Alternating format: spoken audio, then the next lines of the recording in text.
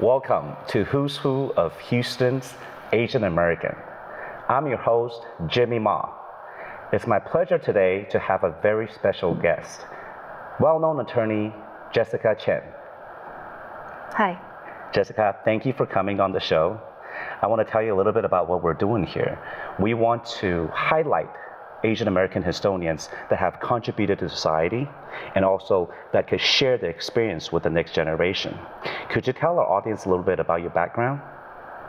I came from China, and I was originally working for the central bank for many years. And after that, I went to law school in China. Actually, it's the top law school. It's People's University of China, School of Law. And then I have opportunity to come to the U.S. and then I studied in the U.S. Very interesting. So you chose Houston as the next step in your career. As a matter of fact, you had a mid-career change. You already worked for Central Bank of China. That is a very, very good career already. What made you change your mind and wanted to start over and get into the field of law? In those years, China government started privatized the law firms in China. So at that moment, we realized that the law practice is very, very important to the country, and so that's why I want to join the legal practice system. And another reason, maybe it's funny.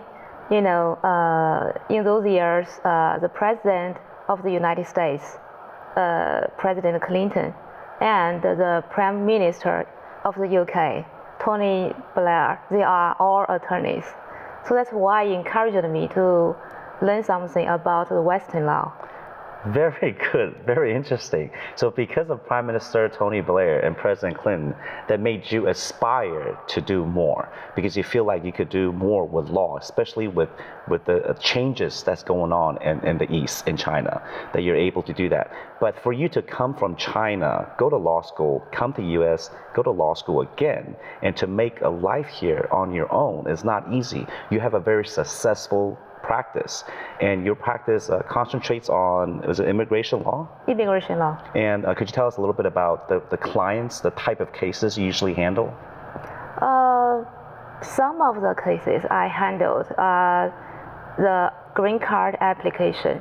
Actually, so many immigrants, they came to the U.S. and they need the legal status to stay and survive and contribute their value to the society. So that's why they need a legal status. And some of them get married to the U.S. citizen. And there are a lot of interesting stories between those couples and families. So you've seen a lot of interesting cases. You've heard a lot of different scenarios. Could you tell our audience a little bit about how hard it is for the immigrant clients to assimilate and to understand the local culture, because it is not easy to move from somewhere different to come here, but also to be able to get into the local culture, to understand? I think first of all, they need to speak English. That's the minimum, and speak and understand English. Second, they need to adapt to the culture in the U.S.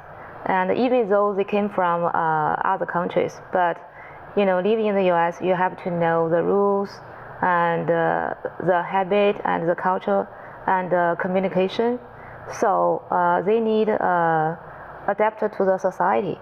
That's I think the basic requirements to the new immigrants. Being a women attorney, a lot of your clients are immigrant women, and in our society, especially with getting into marriage here, a lot of them are, how should we say, they need help. And being a women attorney, you're able to provide more understanding and service to them.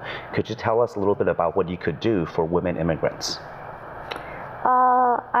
Because I see so many women immigrants, they came to the U.S. and their story, their success, their failure. So I think I want to say to them just be open their mind, and be tolerance, and be respect to the other people, the other member in the society, in the community, and be one of them, mingle with the other member in the community. To assimilate and to live a new life here, to start over, like you said. You mentioned a very important word. Coming to America, coming to Houston means A new life. freedom. Means a new life and freedom. So you have to understand the culture, the habits. It is a difficult process, as you've witnessed many times.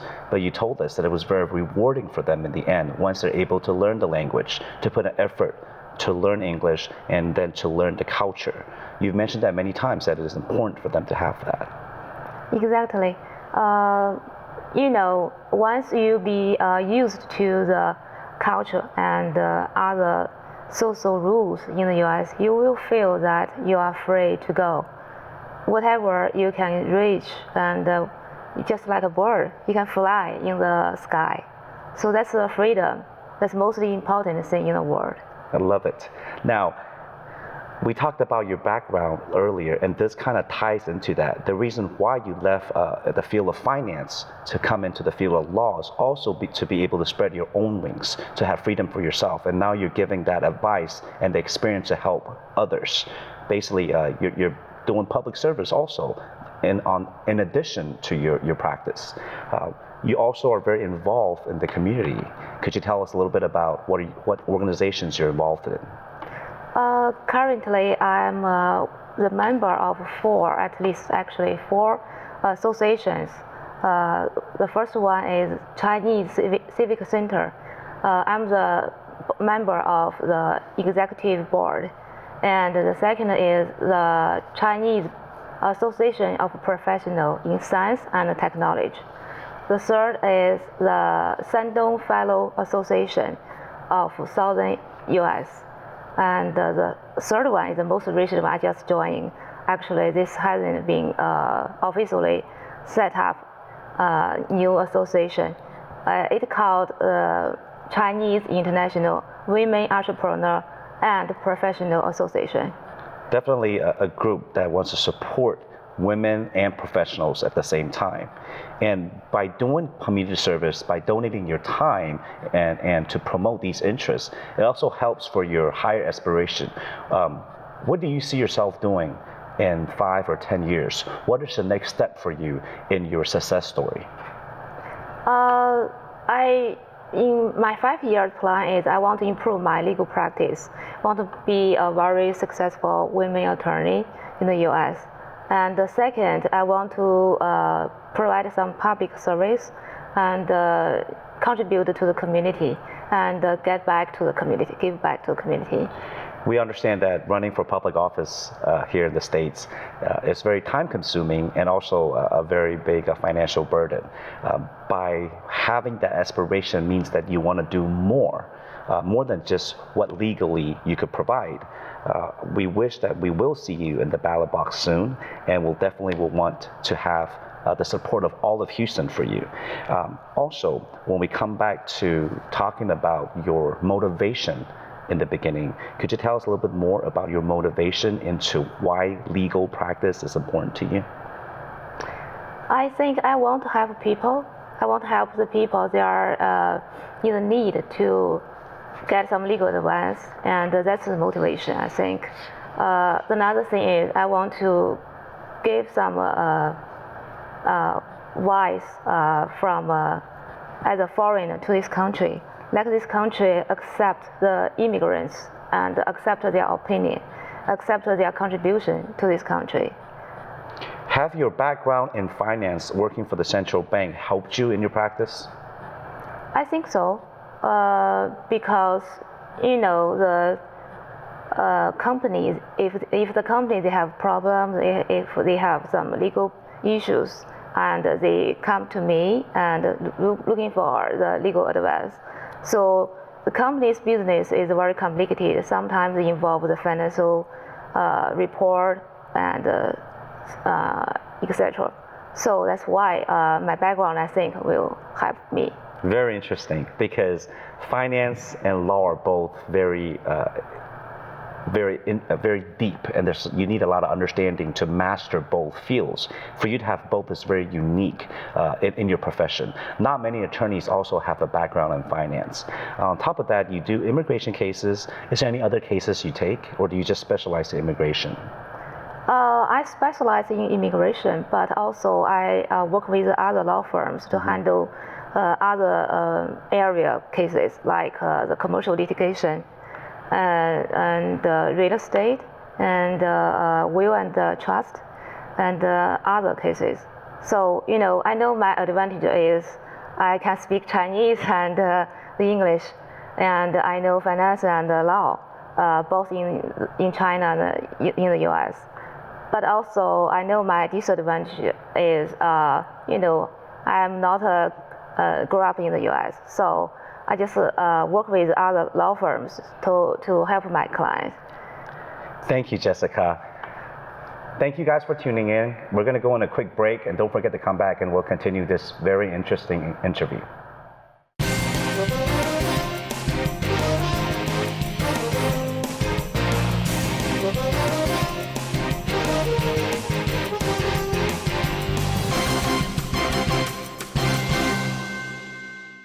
Welcome to Who's Who of Asian American Historians. I'm your host, Jimmy Ma. It's my privilege and a pleasure to have a special guest today, attorney Jessica Chen. Hi. Thank you, Jessica, for coming on the show. Earlier, we talked about wanting to share your experience as a pioneer, as an immigrant attorney to our audience, to other Houstonians, and to the next generation. You mentioned really, really good stories about your personal hardship. Could you tell us a little bit about how you started while you were in law school? Just right after I graduated from law school, I tried to apply for the New York bar exam, but it surprised me. They denied. The New York Court of Appeal, they denied my application. So I think I have two choices: either give up, either fight for it, and I chose the second one. So my professor from the law school helped me, and I appealed. So eventually they granted me to take the bar exam. But one thing I let the judges know: to be an attorney in the U.S. is my U.S. dream, is my American dream. You personify the American dream, to fight to get to where you are. You've been in practice for 10 years. Your very first case, like you said, was for yourself. You didn't even pass your bar yet. Right out of law school when you did this. You also told us a little bit that you have to fight for your dream and your goal. And you've achieved the American dream. Not only your personal case, you also see a lot of interesting cases in your profession. Could you tell us a little bit about what you've seen that pertains to immigrants, specifically, especially marriage? Marriage takes a lot of work already. If there's a different culture, different language, that makes it even harder. Tell us a little bit about what you've seen.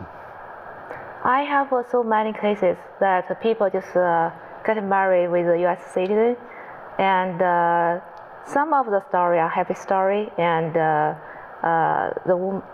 the immigrants people, and they are very quickly to grasp the culture here, and they are help their family. So that's a very good story. But some of those stories not that happy, like what I just said. Well, there's always good and bad. Like I said, marriage is already a lot of work in itself, and to a union of two different cultures, especially for someone that has never been here, that doesn't have a grasp of the language, it makes it even harder. There's of course uplifting stories that you've seen before too, but every result, positive result, comes with hardship. The process may be difficult, but you fought and achieved your goals. Could you give us some examples of what your clients had to go through as immigrants, as new residents of the city, so our audience could kind of see what you go through? I have some examples and to share here. When I apply for green card for my clients, sometimes the immigration officer doesn't acknowledge that the birth certificate from China. So they just request for the evidence to say, give us the birth certificate, even though we already submitted. So that's making my client crazy. And I just explained to them, maybe the officer doesn't know what does it look like in China, I mean the birth certificate. So I try to do some research and including some rules, some international rules, and explain to the immigration officer. So later on, they realized that from maybe 1987, some year, and there are no formal birth certificate from China. So that's why we always get the notarized birth certificate in these days. I explained this to the immigration officer, so we get success. Wow, that is very different from what a lot of us experience ourselves, because it's such a unique and difficult situation. There is no birth certificate before 1987. So that is definitely specific. Could you also tell us a little bit about other cases you've encountered recently? I have a client. Actually, I have very good relationship with her. She's a researcher and in Harvard Medical Center, and she's very pretty. When I went to Boston, I met her several times. I tried to apply for a green card for her. At that moment, she has some relationship with her boyfriend, and I encourage her, say, because you are getting married, you are talking about marriage with your boyfriend, why not just get married, and it will be easy for me to help you to get the green card. She said, no, I want to do something by myself, I want to rely on myself. I just think this is a very brave girl, but later on, because of the processing of her green card take times, and she separated with her boyfriend, so there are something happened between her and the boyfriend, but eventually later on, she got her green card and she got the marriage. So I think it's a very encourageable story, because at the very beginning she didn't rely on the boyfriend to get the green card. So when you wanted to share with the audience to rely on yourself and to be independent, and that is also part of the American cultures to self-reliance. So that ties into your model also, is to try and be brave and achieve your goals on your own. Last year I met Elaine Chow, and she taught me that just do what you want to do, just be brave. So I think that's my word, actually. I believe in this word. Elaine Chow is in the Secretary of Transportation. Elaine Chow? Secretary of Labor Department. Elaine Chow. She's also an example of the success stories of Asian Americans in Houston and in Texas. You definitely have aspirations to get to where she is also. Could you share with us a little bit about how appreciative you are of your clients? Every step of the way that you've been in America, been in the United States, not only from your hard work, you've had people help you, and you've said how appreciative and grateful you are of them. Could you tell us a little bit about perhaps your clients or even the professor that helped you in law school? Most of my clients, they are high educated. They're from Harvard and MIT and some medical center. So one of my clients, and he helped me a lot. When I started my own law firm, for the first month, my income just several $100s. That scared me. But under that situation, I just try to do my best and contact all the old clients, ask them, can they introduce me to their friends? So one of my clients, he introduced his friend, his fellowship, his fellows to me, and start from there, my business boost. So I feel very thankful to this person. So your client base is basically a word of referral. Because you've done a good job, you've tried your best, you achieve success for them, and you're happy to see their success. Therefore, you're able to get referrals from word of mouth. That is a big part of your business, I would assume. That's right. I just get a client from other people. You know, they are already my client. Sometimes I'm haven't started their case. They already introduced their friend to me. So I think, maybe that's my personality, attractive. I just joke. But I think I try to be friendly and try to be humble to my client. So that's, the Chinese character I have. Your character, a traditional Chinese character, because you experienced what they went through also as a first-generation immigrant yourself. You're able to understand heritage, and you're able to understand the difference in culture, so you could share their pain and also share their joy. So you're able to help them from their perspective. I really do want to thank you for coming to our show today, and we definitely look forward to seeing you in public office, perhaps. Thank you. Folks, thank you for tuning in. Don't forget to catch another episode of Who's Who of Asian American Historians. Thank you for watching.